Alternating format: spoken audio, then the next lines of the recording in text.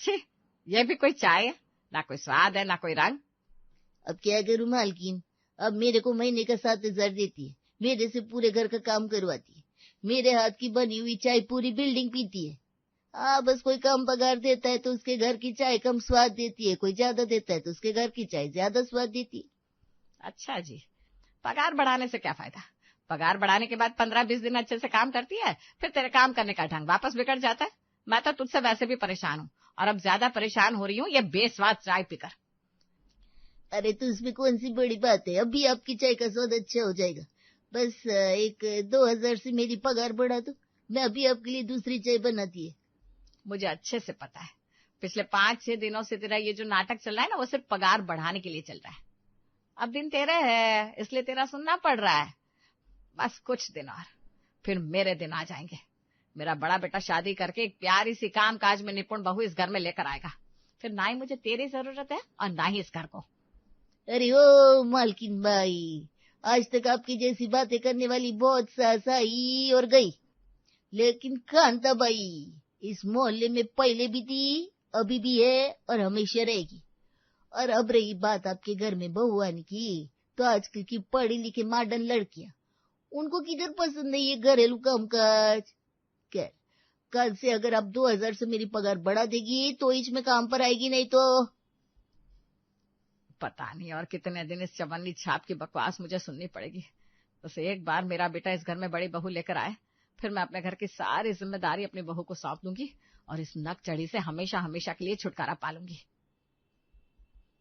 क्या हुआ मालकिन भाई, अब मेरी पगार बढ़ा रही है ना, या मैं वैसे भी बीविंग की वो पाटलिन बाई आई ना, मेरे को काम के लिए पूछ रही है, लेकिन उस टाइम में मैं आपकी इधर काम करती हूँ, इसलिए मैंने उनको मना कर दिया। अगर कल आपने मेरी पगार 2,000 से नहीं बढ़ाई तो फिर मैं उनको हाँ बोल देगी। कांता भाई, काम के लिए तेरा हाथ बिल्कुल धीमे धीमे चलता है, लेकिन बातें तो बिल्कुल बुलेट ट्रेन जैसे करती है। कल से क्या, आज से ही तेरी पगार बढ़ा रही है। वो क्या है ना, मेरी बहू इस घर में आने तक मुझे तेरी बहुत जरूरत है। सच में पूरे बिल्डिंग में आपकी जैसी दिलदार कोई और है ही नहीं। मैंने एक बार बोला, आपने मेरी पगार बढ़ा दी। बस बस बहुत हो गया, इतना मस्का पालिश मारने की जरूरत नहीं है। तेरा इतना लाड़ प्यार बस इस घर में बहू के आने तक है, उसके बाद ना मुझे तेरी जरूरत है और ना ही इस घर को। हे भगवान, मेरी मालकिन को कभी भी घर का काम काज संभालने वाली बहू ना मिले और मेरी पगार इसी तरह बढ़ती रहे। क्या वाह, कुछ कहा क्या तुमने? नहीं नहीं, कुछ भी तो नहीं। ये है शर्मा निवास। शर्मा निवास की मुखिया सुलोचना जी। बाकी सब तो कुशल मंगल था, लेकिन सुलोचना जी के घर पर काम करने वाली उनकी 1.5 शानी काम वाली कांताबाई, उसके अलग ही नखरे थे। वो अच्छे से जानती थी कि सुलोचना जी के घर का पत्ता भी उसके बिना नहीं हिलता, इसलिए वो सुलोचना को हर 2 महीने बाद पगार बढ़ाने को कहती रहती। सुलोचना जी को कांताबाई की बहुत ज्यादा जरूरत थी, इसलिए वो उसे काम से निकाल नहीं सकती थी। लेकिन जब भी सुलोचना जी कांताबाई का पगार बढ़ाती थी, तब हमेशा एक बात कहती थी, अब बस कुछ दिन मुझे तेरे ये नखरे झेलने पड़ेंगे। एक बार इस घर में बहू आ गई तो फिर मुझे और इस घर को तेरी बिल्कुल जरूरत नहीं है। ऐसे ही बीच में कुछ दिन बीतते हैं और जिस दिन के अरमान कई सालों से सुलोचना जी ने सजा कर रखे थे, अंत में वो दिन आता है। सुलोचना जी का बड़ा बेटा सुलोचना जी की बड़ी बहू शर्मा निवास में लेकर आता है। शादी के अगले दिन ही बहू के हाथ की बनी गर्मा गर्म चाय और स्वादिष्ट पकोड़े के सपने देखते हुए सुलोचना जी खुद से बड़बड़ा रही थी, बहू कब से किचन में गई है, पक्का कुछ खास बना रही होगी। सुलोचना सुलोचना, कितने दिनों के अरमान आज जाकर पूरे हो जाएंगे। सच में बहू के आने से मेरे और इस घर के भाग्य खुल गए। अभी नाश्ते में बहू ने पकौड़े बनाए होंगे, खुशबू तो पकौड़े की ही आ रही है। अब पकौड़े खा लेती हूँ, फिर दोपहर के खाने में बहू को अच्छा खासा राजस्थानी पकवान बनाने के लिए कह दूंगी। लेकिन बहू को इतना टाइम क्यों लग रहा है? पक्का कुछ अच्छा बना रही होगी, तभी तो इतना वक्त लग रहा है। फिर भी एक बार आवाज लगाकर देखती हूँ। मन ही मन सपने सजाती हुए सुलोचना सोफे पर बैठी थी। कब से चाय नाश्ते का इंतजार कर रही सुलोचना अब इंतजार कर करके थक गई थी, इसलिए वो अपनी बहू को आवाज लगाने ही वाली थी, तभी उसकी बाई, काम वाली बाई कांता बाई आ गई। माफ करना मालकिन भाई, आज नहाने में थोड़ी देर हो गई। वैसे तो मैं घर से बिल्कुल टाइम से ही निकल गई थी, लेकिन वो फर्स्ट फ्लोर पर अंकल है ना, उनको लिफट से डर लगता है, इसलिए पिछले कुछ दिनों से वो मेरे से मदद मांगते। फिर क्या, अब बड़े बुजुर्ग मदद मांगेगी, मैं नहीं करेगी, ऐसा होगा क्या? अरे बस बस, कितना बोलती है। ऐसा मेरी गलती है, मैं तुझे कॉल करना भूल गई। तुझ तक एक खबर तो पहुंच ही गई होगी। मेरे बड़े बेटे की शादी हो गई है। दिखने में तो बिल्कुल चांद जैसी बहू मिली है मुझे। और किचन से आ रही खुशबू, हाय हाय हाय, उसी के हाथ से बने खाने की है। मेरी मजबूरी का फायदा तो तूने बहुत उठा लिया। अब मुझे ना तेरी ये बड़बड़ सुननी पड़ेगी, ना ही तेरा हर महीने पगार बढ़ाना पड़ेगा। मतलब आज से तेरी छुट्टी। क्या छुट्टी? आपको पता है मालकिन भाई, यहाँ आजकल पढ़ी लिखी लड़कियां, इनको कुछ बनाना नहीं आता। आपको मेरे हाथ से बना पौष्टिक स्वादिष्ट खाना खाने की आदत है। ये आजकल की लड़की आप लोगों को कुछ भी घास फूस या उल्टा सीधा खिला देगी। वो मैं और मेरी बहू देख लेंगे। ये ले तेरे बचे हुए पैसे, और अब आई है तो मेरी बहू के हाथ से बना हुआ नाश्ता खा कर जा, ताकि तुझे भी तो पता चले मेरी बहू कितना स्वादिष्ट खाना बनाती है। आपकी बहू और उसने बनाया हुआ स्वादिष्ट खाना आपको मुबारक। बहू क्या गई, मेरे एहसान भूल गई, हमारा इतने सालों का रिश्ता भूल गई, मेरे प्यार को, मेरे अपनेपन को आपने इन 2 नोटों में गिन लिया। चलती है मैं, अब बुलाने आएगी ना तो भी मैं नहीं आएगी। कांताबाई रोते हुए सुलोचना जी के घर से चली जाती है। बहू, सुबह की चाय शाम को पिलाओगे क्या? क्या सासू माँ, आप भी कितना मजाक करती हो। ये लीजिए, बन गई आपकी गर्मा गर्म चाय और साथ में चीज पास्ता। यह कैसा नाश्ता है बहू? इतने सुबह सुबह ये चीज पास्ता कौन खाता है? बहू ने घर में प्रवेश भी नहीं किया था, तब से न जाने क्या क्या अरमान सुलोचना जी ने देख लिए थे। लेकिन नाश्ते में जैसे ही चीज पास्ता सुलोचना जी सामने देखती है तो उनका चेहरा बिल्कुल देखने जैसा हो जाता है। आज किचन से खुशबू बहुत आ रही थी। उस खुशबू की वजह से 1 घंटे पहले ही मेरी नींद खुल गई। क्या मसालेदार बनाया मेरी नई नवेली भाभी ने आज। ये चीज पास्ता। बहू, तेरे ससुराल में पहला दिन है, कुछ अलग, कुछ अच्छा सा हमारा भारतीय पकवान बनाती। कि चीज पास्ता भी कुछ खाने की चीज है? सासू माँ, कुछ भारतीय पकवान बनाने के लिए मुझे कुछ आना तो चाहिए ना। मैंने तो जैसे तैसे इंटरनेट से देखते हुए ये चीज पास्ता बनाया। मुझे खुद नहीं पता ये कैसा बना होगा। देर से उठने वाली लड़की मैंने आप लोगों के लिए सुबह उठकर, नहा धोकर, इतनी मेहनत से, इंटरनेट से देखकर खाने के लिए कुछ तो बनाया। आप लोगों ने मेरी 2 कौड़ी की तारीफ नहीं की, ऊपर से मुझे डांट रही हो।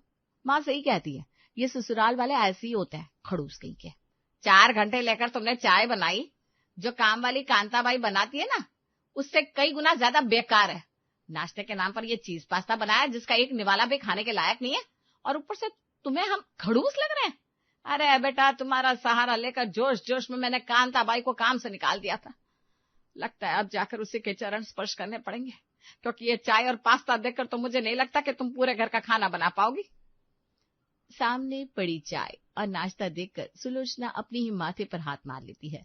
बहू के नाम पर सुलोचना ने कई सारे अरमान सजाए थे, वो लगभग पानी में चले गए थे। सुबह सुबह सुलोचना ने जोश जोश में कांताबाई को कह दिया था, अब मुझे और मेरे घर को तेरी जरूरत नहीं है। लेकिन बहू ने बनाया हुआ चाय नाश्ता देखकर सुलोचना पहुंच जाती है कांताबाई के घर। नहीं नहीं नहीं, अभी 6 घंटे भी हुए नहीं, आपने मेरे को आपके घर में बेइज्जत किया था। अब मैं उस घर में कभी कदम वापस नहीं रखूंगी, ये मुमकिन ही नहीं है। कांताबाई, हमारा इतने सालों का रिश्ता है, तुम ऐसा कैसे कर सकती हो? तुम्हें हमारे रिश्ते की कसम, तुम्हें चलना ही होगा। मुझे और मेरे घर को तुम्हारी बहुत जरूरत है। मेरी दूसरी बहू आने तक तो रहना ही होगा। जिस घर में मेरी इतनी बेइज्जती हुई है, उस घर में कदम रखने की मेरी बिल्कुल ही इच्छा नहीं है। लेकिन अभी आप इतना इमोशनल बातें बोल रही लिए तो मेरा भी मन भर आया है। अगर आप मेरा पगार 15,000 कर देगी तो आएगी मैं। हाँ हाँ, तुम्हें जितना पगार चाहिए उतना दे देंगे, तुम बस चलो, क्योंकि हमारी बड़ी बहू कुछ काम की ही नहीं है। एक बार मेरी दूसरी बहू को आने दो, फिर मैं तुम्हें बताऊंगी। जैसे तैसे बहला फुसलाकर सुलोचना कांताबाई को घर लेकर आती है। अब कांताबाई के नखरे तो पहले से भी ज्यादा बढ़ गए थे, लेकिन बेचारी सुलोचना करे तो क्या करे। बहू के भरोसे उसे इतना कुछ कह दिया था, लेकिन बहू तो बिल्कुल निकम्मी निकली थी। इसलिए अब कांताबाई जो भी नखरे दिखा रही थी, वो सुलोचना को चुपचाप सहने पड़ रहे थे। बड़ी बहू के नाम पर इतना बड़ा धप्पा मिलने के बाद मन ही मन कांताबाई के नखरों से छुटकारा पाने के लिए सुलोचना 2 नंबर की बहू के सपने देख रही थी। सास बहू की नोकझोंक और कांताबाई के आगे पीछे करते करते जैसे तैसे 1 साल बीतता है, और फिर सुलोचना का 2 नंबर का बेटा अजय उसकी कॉलेज की गर्लफ्रेंड सुमित्रा को शादी करके शर्मा निवास में लेकर आता है। आज नई बहू की पहली रसोई है। जब से घर में बड़ी बहू आई है तब से उसके हाथों का बना हुआ एक भी पकवान मेरे नसीब नहीं हुआ। उसे तो मैं खुद अपने हाथों से देख कर परख कर ढूंढ कर लाई थी। पता नहीं अब यह जय ने लाई हुई नई बला कैसी होगी। पहले वाली तो फिर भी कड़वाई से ही कम से कम चाय तो बना लेती थी। इसे तो पानी उबालना भी आता है यानी क्या पता। सुलोचना सुबह उठती है, नहा धोकर पूजा खत्म करके सोफे पर बैठ जाती है। उसे लगता है उसकी नई नवेली बहू किचन में पहली रसोई बना रही है। बस उसके हाथ से बनी हुई पहली रसोई खाने के लिए सुलोचना दिल थाम कर बैठी थी और साथ ही साथ फोन पर अपनी बहन से बातें कर रही थी। काफी समय हो जाता है लेकिन बहू किचन से बाहर नहीं आती, इसलिए सुलोचना सोफे से उठती है और किचन की ओर जाने लगती है। गुड मॉर्निंग मम्मी जी। अच्छा वो आप किचन में जा रही हैं। मेरी मॉम ने आपको बताया था कि मुझे सुबह उठते ही ना कॉफी चाहिए होती है। हे भगवान, मैं भी कितनी बुद्धू हूँ। आपको मेरे प्यारे अज्जू ने तो बताया होगा, है ना। थैंक गॉड कितना केयरिंग हस्बैंड मिला है मुझे। मम्मी जी कॉफी थोड़ी स्ट्रांग बनाना। हाँ बहुत 10 बज रहे हैं, ये कोई टाइम है उठने का? और तुमने अपना ये क्या हुलिया बनाया है? तुम्हें शर्म नाम की कोई चीज है भी या नहीं? इतनी देर से उठी हो, ऊपर से ये ऊट पटांग कपड़े पहन लिए और ऊपर से अपनी सास को अपने लिए कॉफी बनाने के लिए कह रही हो। और तुमने अजय को क्या कहा? अज्जू? ये पे कोई नाम है? हमारे यहाँ पति को मान सम्मान देकर बुलाते हैं। वो जो भी है, मैं वो साड़ी सलवार सूट कुछ नहीं पहन सकती। मुझे घर में ऐसे ही कपड़े पहनना पसंद है। और अगर आपसे मेरे लिए कॉफी नहीं बन रही है तो रहने दीजिए। वो अजय बता रहा था, हमारी काम वाली क्या नाम है उसका? कांताबाई। हाँ कांता भाई, अगर हमारे यहाँ सास बहू के लिए कॉफी नहीं बना सकती तो फिर आप कॉल करके उसे बुला लो ना, वो बना देगी मेरे लिए कॉफी। हे भगवान, पूरे दुनिया की सभी नालायक बहू आपने मेरे ही घर में भरने के बारे में सोचा है क्या? मैंने सोचा था बड़ी बहू नालायक निकल गई, कम से कम 2 नंबर की अच्छी निकलेगी, लेकिन बड़ी बहू ढंग के कपड़े पहनती है, इसके तो कपड़े भी अच्छे नहीं है। ये लड़की खुद के लिए कॉफी नहीं बना पाती, हमारे लिए खाना क्या खाक बनाएगी? क्या सोच रही है मम्मी जी? बुला रही है ना कांता भाई को? अरे किस मुंह से बुलाऊं? घर में नई नवेली बहू आ रही है, सबको अच्छे अच्छे पकवान बनाकर खिलाएगी, सबका ख्याल रखेगी, ये सोचा था। और कांता भाई के नखरे भी दिन ब दिन बहुत ज्यादा बढ़ रहे। जब बड़ी बहू आई तब जैसे तैसे उसे मना कर लेकर आई, लेकिन इस बार तो मैंने उसे कुछ ज्यादा ही बोल दिया है। पता नहीं इस बार वो आएगी या नहीं। लगता है मेरे नसीब में बहू का सुख है ही नहीं। मेरी जो भी सेवा करनी है, मेरा जो भी ख्याल रखता है, वो सब कुछ मुझे काम वाली से ही करवाना पड़ेगा।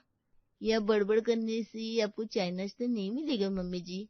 कल शादी में इतने सारे मेहमान आए थे, सबने पेट भर के खाना खा लिया।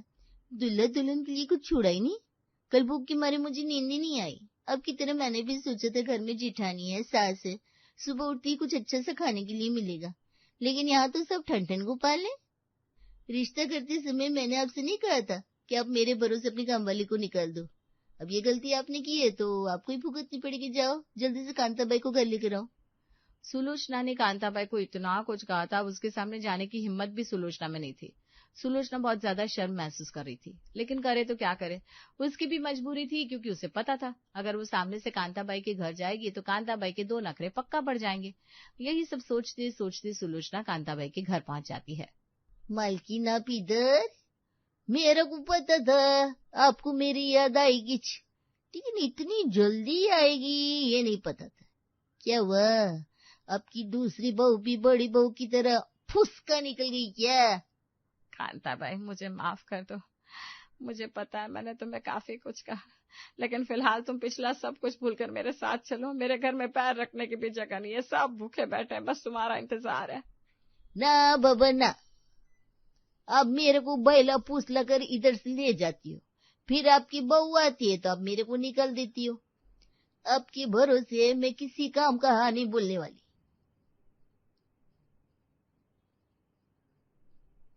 बस आखिरी बार तुम मेरे साथ चलो, आज से मैं तुम्हें एक भी उल्टा पुल्टा शब्द नहीं कहूंगी। अरे तुम्हारी 4 बात सुनने से मेरे कान थोड़ी ना फटने वाले। पगार बढ़ाने की बात होती है तो बोलो। इस बार भी जैसे तैसे सुलोचना कांताबाई को मनाकर घर ले आती है, लेकिन इस बार भी सुलोचना ने रास्ते में यही सोच लिया था कि हर बहू एक जैसी थोड़ी ना आएगी। बस एक बार मेरी छोटी बहू आ जाए, फिर मेरे भाग्य खुल जाएंगे और मुझे कांताबाई के नखरों से और पगार बढ़ाने से हमेशा हमेशा के लिए छुटकारा मिल जाएगा। कांताबाई घर आती है अब घर में सब कुशल मंगल चल रहा था, काम भी ठीक से हो रहा था, लेकिन बस हर 10 दिन बाद कांताबाई का पगार बढ़ाना पड़ रहा था। 7,000 में काम करने वाली कांताबाई अब 25,000 तक पहुंच गई थी। बीच में ऐसी कुछ दिन बीते और फिर घर में आती है तीसरी बहू। इस बार तीसरी बहू ऐसी वैसी नहीं है, खास परख कर परीक्षा पास करके लाई गई थी। शादी की सारी रस्में खत्म होती है और छोटी बहू किचन में पहुंच जाती है। बहू, हम तुम्हें देखने आए थे ना, उस दिन तुमने बहुत बढ़िया नाश्ता बनाया था। बस वही नाश्ता खाकर हमने तुम्हें पसंद कर लिया था। मेरी 2 बहू तो बिल्कुल निकम्मी है, लेकिन इस बार भगवान ने मेरी सुन ली। अब मुझे कांताबाई की और उसके बनाए हुए नाश्ते की कोई जरूरत नहीं है। चलो बहू, जल्दी जल्दी हाथ चला और सबके लिए नाश्ता बनाओ। नाश्ता? हाँ हाँ, नाश्ता बिल्कुल वैसा ही जैसा हम तुम्हें देखने आए थे उस दिन बनाया था तुमने। अरे वो तो मेरी माँ का बिछाया हुआ जाल था और आप उस पे फंस गए। मुझे तो मैगी बनानी भी नहीं आती, इसीलिए तो आज तो कम से कम 50 लड़कों ने मुझे ना कह दिया है। उस दिन नाश्ता ना मेरी माँ ने बनाया था।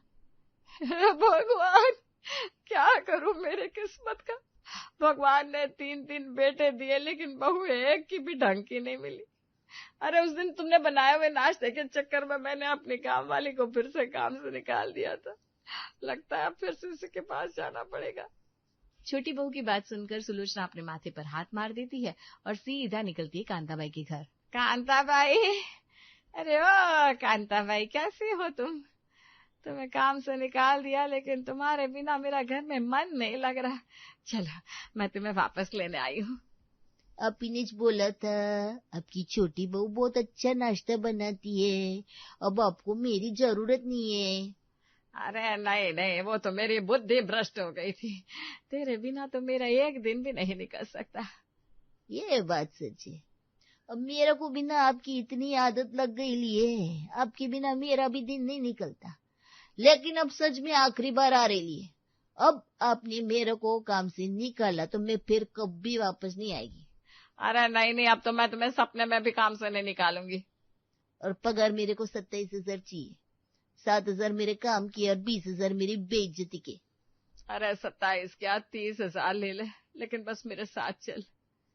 बहू के हाथ से बने चाय नाश्ते का सपना सुलोचना जी का सपना ही रह जाता है और कांताबाई तीसरी बार सुलोचना के घर पहुंच जाती है। अंत में बहू नहीं पर नौकरानी की सेवा से ही सुलोचना जी को गुजारा करना पड़ता है।